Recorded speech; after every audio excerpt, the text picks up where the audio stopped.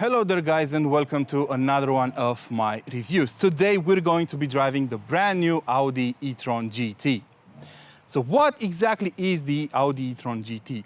This is the electric sports car from Audi, launched late last year. A car that's proposing to sort of take over from where the Audi R8 left off. So in its RS version, this is the most powerful car Audi makes today, but we don't have that version today here. We have the entry-level e-Tron GT. And I'm gonna talk about the specs later on, but in terms of the design, this car looks absolutely brilliant. You'll notice it's an Audi from the get-go, judging by its front fascia, and of course, because of this Audi uni-grille, uni-frame, beg your pardon. So, on this particular model, we have the center part of the frame done in the same color as the rest of the body, which surprisingly enough is an option.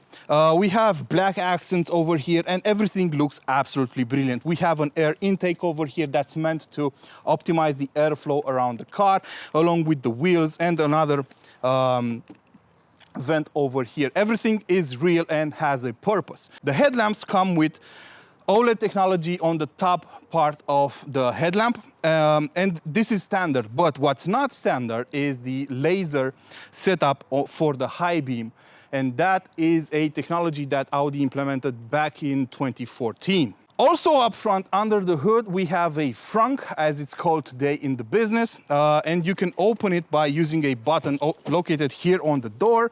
The frunk has a total capacity of 81 liters, and I think it's going to be used mostly by people to carry their charging cables and small luggage, because you can't really fit a lot of stuff in here. As you can see, it's pretty small, and the bag for the charging cables is pretty big already. So that's it, and this is where you replenish the windshield fluid. Back on the side, we have the optional 21-inch wheels from the Audi e-Tron RS. As standard, the car comes with 19-inch wheels, and these are some aerodynamic improvements done to the wheels in order to make the car, you know, go for longer distances with a full battery charge. Right behind them, you'll notice the braking system, which has red calipers. That's an optional feature, by the way, and the brakes themselves with that red paint for the calipers cost 3,900 euros. The brakes are coated in a Wolfram special surface in order to make sure they don't rust. From the sides, you know, the shape of the car is very streamlined, very aggressive, looks incredibly well.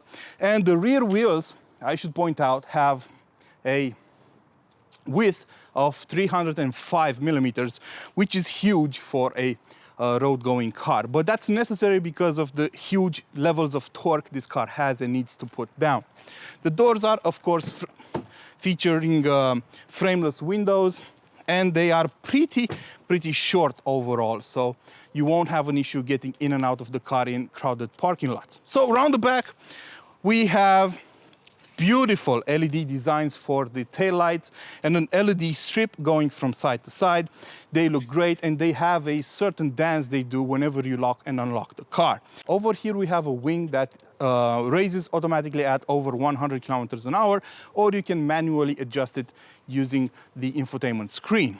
The boot has a total capacity of 366 liters, but I don't think anyone is going to buy this car and purposely to use it as a family car. You got SUVs, you have the e-Tron SUV for that. And the last thing I want to point out is that huge diffuser at the bottom, which is supposed to increase the downforce on the rear axle at higher speeds. One of the first issues you're going to notice when you get inside the Audi e-Tron is the access. So getting in and out of this car is a bit tricky, especially if you're a bigger guy like myself.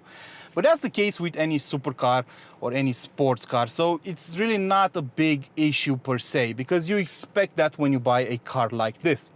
It's like the sort of trade-off you have to make for this unique design. And inside, the Audi e-Tron looks great. It has great materials, a great mix of materials used over here. The dashboard looks great. It has, I mean, inside the cabin you have about 4 or 5 different materials used depending on where you're looking at.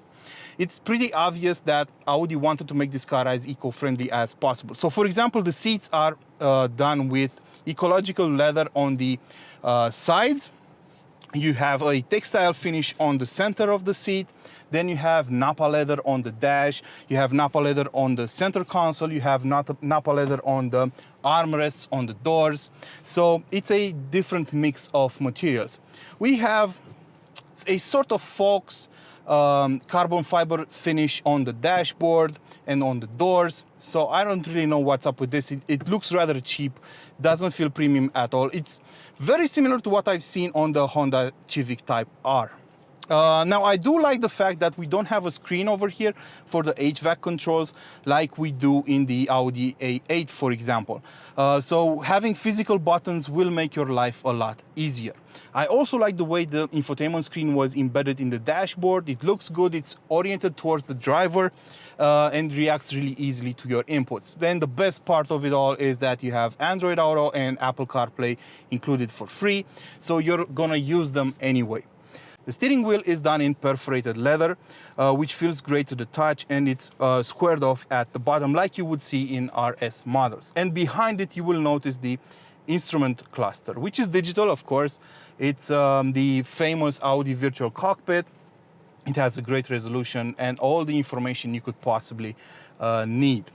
That said, let's get in the back and see how things go down over there. In the back of the Audi e-Tron GT, you might be disappointed by the amount of room that's available, but it's not a huge issue. After all, this car wasn't meant to be a practical one first and foremost, but a sporty one. So it has a shorter wheelbase and a limited amount of room in the back. So the driver's seat is adjusted in my comfortable driving position. I'm 6 feet taller than about 250 pounds. So this is the amount of room that's left in the back. So I'm gonna open the door so you can see better. This is the amount of leg room I have. And yes, I do touch the roof with my head. And this is the optional glass roof. But I think the RS line model, which gets the carbon fiber roof, might have a bit less room over here in the back, but I do fit, and that is a great bit of news for most people, because most people, let's be honest, are not as big as I am. So I think you could fit 4 adults over here. Now you might notice we have 3 headrests in the back, so Audi is sort of suggesting that you might fit 3 adults in here, but I don't think that's going to be the case. If you have 3 kids, I think that might be enough. Another thing I want to mention is the fact that we have rather small windows here in the back, so you might get a claustrophobic sensation over here. When you get behind the wheel of the Audi e-Tron GT, you instantly notice that this is an electric car. It's quite hard not to notice such a thing because it's eerily quiet inside. This is meant to be a sports car of sorts after all, and the guys from Audi knew that they had to give it a sort of sound somehow. So whenever you start this car, even if you're sitting idly in the parking lot, it will emit a hum. It's a V8 hum, if you ask me. It's a sound that replicates the V8 you have in the Audi RS6, for example. And it's a very nice sound too. Some will be offended by it because it associates an electric car with a V8 that's very loved by the Audi community, and not only them. But after all, you have to give these cars a certain sound. Otherwise, you'll just be disoriented when you're driving them, because they are also very quiet. The sound insulation in this car is very good. Even though we have huge tires on it, of course there is some rumble from the road protruding into the cabin, but it's decently muffled out. So you do need a sort of audio feedback whenever you're driving it, and it is well set up overall. Of course, you also have the Bang & Olufsen sound system. We have the Bang & Olufsen sound system on this car. It's not the top tier one, it's the base level Bang & Olufsen system. But it's worth mentioning that if you want B&O sound in this car, you have to pay extra because it doesn't come as standard. Well, that's the price you have to pay for premium cars. Let's talk about the specs for a while. So you have two models in the range. The one we're driving is the base model, basically. It's the e-Tron GT, not the e-Tron GT RS, which is at the moment the most powerful car Audi has in production. This one shares the backbones with and the underpinnings with the Porsche Taycan 4S. Basically, you have two electric motors, one up front and one in the back, and that gives the car an all-wheel drive system, which is why it has the Quattro badge on the boot. It's not the original Quattro, of course. It's a completely new system, and I explained in one of my previous videos that Quattro these days doesn't mean what it used to mean, let's say 20 years ago. Now it's just a marketing name for all-wheel drive systems of any kind. Now, the electric motor up front has 238 horsepower, while the one in the back has 435. The torque level is 630 Newton meters of torque, and that's stable. And I'm mentioning that because the total power of the car varies. It's weird, right? Well, electric cars can do that. Basically, whenever you're driving around town and everything, the car has 476 horsepower at its disposal. Furthermore, if you go into efficiency mode, only one of the motors will be used, the one in the back, to make the car more efficient than usual. But under hard acceleration or when you're launching the car, you get up to 530 horsepower. And with that level of power, you will do 100 kilometers an hour from standstill in 4.1 seconds. It's decently fast, but not eye-watering fast. There are internal combustion cars that are faster than this car. But what they don't have is the instant throttle response. That is basically a trademark in electric cars these days and has always been, because you don't have to build up revs to build up torque. So the driving sensation is pretty awesome. We have an optional limited slip differential on the rear axle. We have the air suspension that's adaptive as well and soaks up the bumps brilliantly, and when you enter dynamic mode, it stiffens the chassis overall, so it keeps the weight in check rather well, but it does get a bit bumpy in here overall. So yeah, when you want to drive this car fast, it keeps its weight in check rather well. And that's very impressive considering that it tips the scales at 2.3 tons. So this is a very heavy car. And the reason why this is a very heavy car is the battery hidden in the floor. It's an 85 kilowatt hour battery. That's the net value. The brute value is 93.7 if I'm not mistaken. But we're only interested in the net value because that's the amount of power you actually get to use from it. And this battery is supposed to give you a range of about 450 kilometers according to Audi's WLTP tests. Well, I'm here to tell you that's not exactly how it went down. During my time with the car, I saw an average of 320 kilometers around town. That's about 200 miles. Outside the city limits, I saw an average of 515 kilometers at an average speed of 70 kilometers an hour. That's mighty impressive. And on the highway, driving it at 130 kilometers an hour, the average recorded was a range of 340 kilometers, which is roughly 210 miles. So a bit off from the claimed figures, but that's something we've seen on all electric cars. So I'm not going to fault this car for that. It's also happening on internal combustion cars. So rarely you get to see a car that has the exact same figures in terms of consumption as the one claimed by the manufacturer.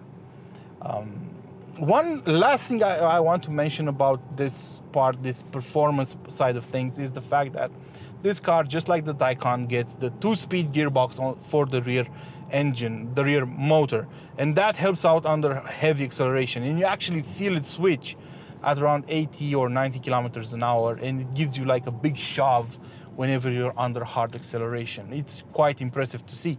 That's because most electric cars these days don't have a 2-speed gearbox. Most of them have only 1 gear or no gear, depends on how you want to look at things. because the power is transmitted directly to the wheels. So this is something that's worth mentioning. And the car drives really well, as I said. It keeps its composure under hard acceleration and in the corners. The brakes are another worthy mention because most of the time you'll be doing regenerative braking, and you won't actually be using the brake pads or the rotors, which are covered in Wolfram. But whenever you do need them, they are confidence inspiring, they do the job well, and you can even get carbon ceramic brakes if you want to. But I don't really see the point, because I don't think many people will actually take this car to the track where those carbon ceramic brakes will really stand out, because their main purpose is to withstand longer sessions compared to metal ones. But the ones we have on this car are good enough anyway. Now let's talk about the charging for a moment.